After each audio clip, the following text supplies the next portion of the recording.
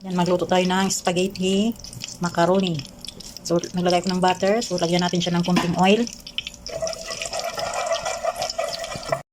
Lagay ang bawang.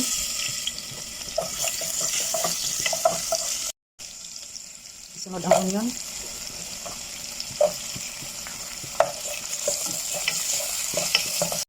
Lagyan ng chicken cubes. Ilagay ang chicken breast na giniling o nilagay ko sa food processor para madurog. Lagyan ng konting asin. Ito. Cumin. Itong ating Mamacita's annatto powder.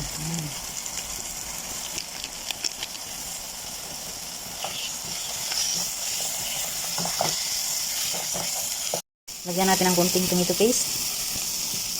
Para medyo matamis, lagyan natin itong banana sauce. Lagyan natin ng ketchup. Tomato ketchup.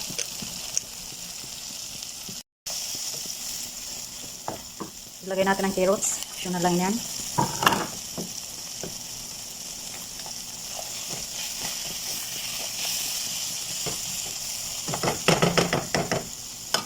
Lagyan natin ng tubig para maluto yung carrots. Kunti lang.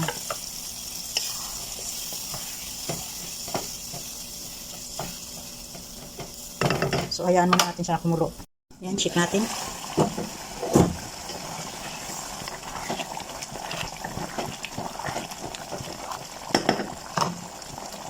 Timplahan natin siya.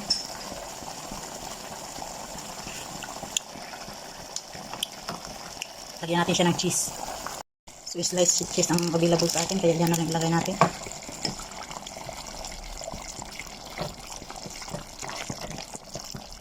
So, mamayang konti ilagay na natin yung ating pasta macaroni.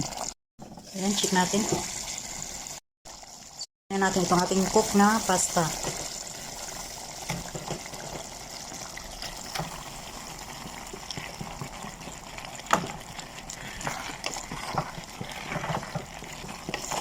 So, mix lang.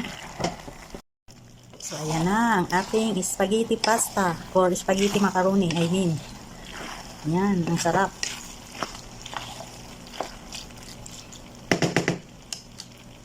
So, mga 2 minutes pa ay hanguin na natin yan. Check natin, ayan. Okay na to. So, ayan na yung ating spaghetti macaroni. O, diba? Ang sarap. Napakadali lang naman gawin. So, at ayan lang mga kusina for today's video. Ayan, thank you so much for watching. Tara, kainan na.